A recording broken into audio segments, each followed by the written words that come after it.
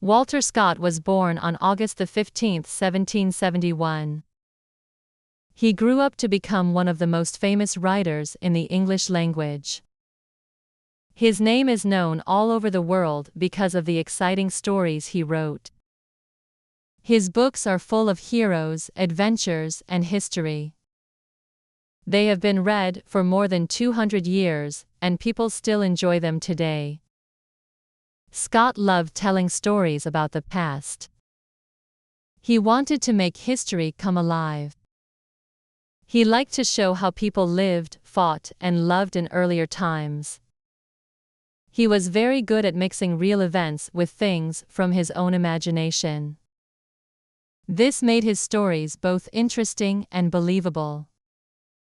Many readers felt that they were actually walking through the streets, forests, and castles he described. One of Scott's first successes was a long poem called The Lay of the Last Minstrel. This poem was printed in 1805. It told a story set in the Scottish borders, a place full of hills, rivers, and old castles. The poem was about a minstrel, or traveling singer, who sang about battles and love. The poem was an instant success. People liked how Scott used old ballads and legends in his work. The poem also made many readers curious about Scotland's past. After this, Scott wrote other famous poems. One of them was Marmion in 1808. This was about the Battle of Flodden, which happened in 1513 between Scotland and England. The poem showed knights, castles, betrayal, and courage. It was full of strong characters and dramatic events. Another famous poem was The Lady of the Lake in 1810, set in the beautiful Scottish Highlands. This story had mystery, romance, and a lot of action. People were enchanted by the wild landscapes and brave characters in it. For a time, Scott was most famous as a poet. His poems were loved by both rich and poor readers. However, later on, another poet, Lord Byron, became very popular. Scott decided to try something new. He began to write novels. This was a turning point in his life as a writer. It changed his place in literature forever. In 1814, Scott published his first novel, Waverley. This was a historical novel set during the Jacobite Rising of 1745 in Scotland. The main character, Edward Waverley, was an Englishman who got caught between two sides in the conflict. The book mixed romance, adventure, and history. It was different from many novels of the time, because it showed both sides of the conflict fairly. Readers loved it. The book was a huge success, and soon everyone wanted more. Scott did not disappoint them. He wrote a whole series of novels now called the Waverley Novels. These books included titles such as Guy Mannering, The Antiquary, Rob Roy, The Heart of Midlothian, The Bride of Lammermoor, and Ivanhoe. Each story was set in a different time and place. Some were in Scotland, some in England, and even some in other countries. They all mixed real history with fiction in a way that made the past exciting and alive. Rob Roy, published in 1817, told the story of the famous Scottish outlaw Rob Roy MacGregor. He was like a Scottish version of Robin Hood, stealing from the rich and helping the poor. The book was full of danger, escapes, and fights. People liked the strong Scottish spirit in it. The Heart of Midlothian, published in 1818, was set in the early 18th century. It told the story of a young woman named Jeanie Deans. She traveled a long way to London to save her sister's life. The book showed courage, honesty, and loyalty. Many readers thought Jeanie was one of the best characters Scott ever created. Ivanhoe, published in 1820, was set in medieval England. It was one of Scott's most famous novels outside Scotland. It had knights, tournaments, and castles. It told about the time of King Richard the Lionheart and Robin Hood.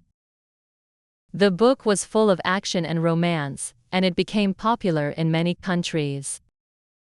Scott's novels were not only fun to read, but they also made people interested in history.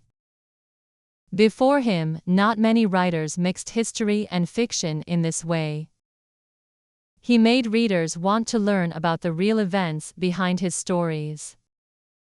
His books were translated into many languages. They inspired paintings, plays, and later films.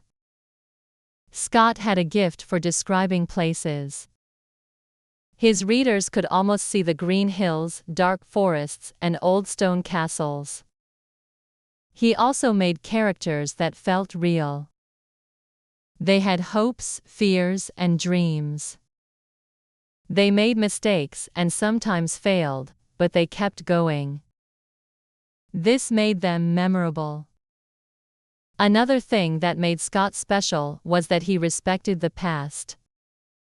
He did not just write about kings and queens. He also wrote about farmers, soldiers, servants, and townspeople. He showed how history touched everyone, not just the powerful. Scott also worked to save old Scottish traditions. He collected old songs, ballads, and stories. He published them so they would not be forgotten. His interest in folklore helped to keep these traditions alive for future generations. In addition to his poems and novels, Scott also wrote biographies and histories. He wrote about famous people and important events. His work on the life of Napoleon Bonaparte was very popular. He wanted history to be clear and exciting for ordinary readers. Scott's fame was huge in his lifetime.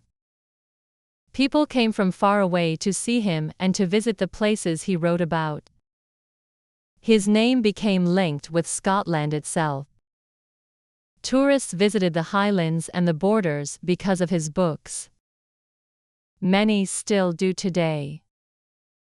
Even though he was a public figure, Scott liked to focus on his writing. He worked hard, often writing for hours every day.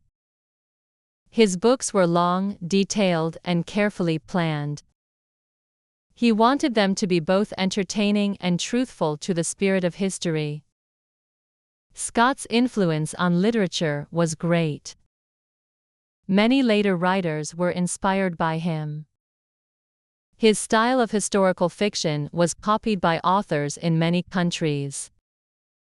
Writers such as Alexander Dumas in France and James Fenimore Cooper in America were influenced by him. Even in the 21st century, many historical novelists follow the path he began. Scott was also important for Scotland's image in the world. Before him, some people saw Scotland as a wild, strange place. Through his books, people began to see it as romantic, brave, and beautiful.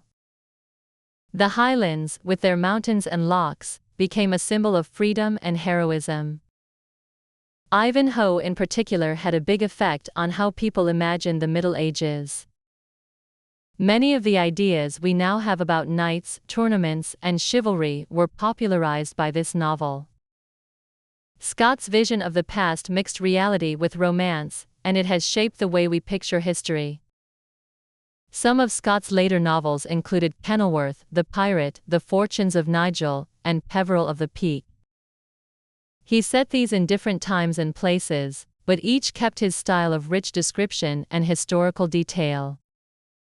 Even when his later books were not as popular as his earlier ones, they still had devoted readers. Scott did not only write for entertainment. His works often showed ideas about honor, loyalty, and justice.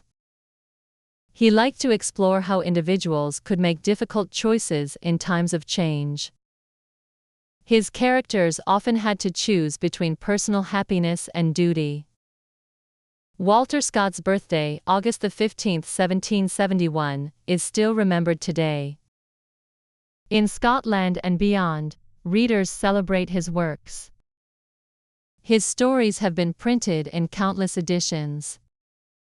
They have been adapted for stage, radio, television, and film.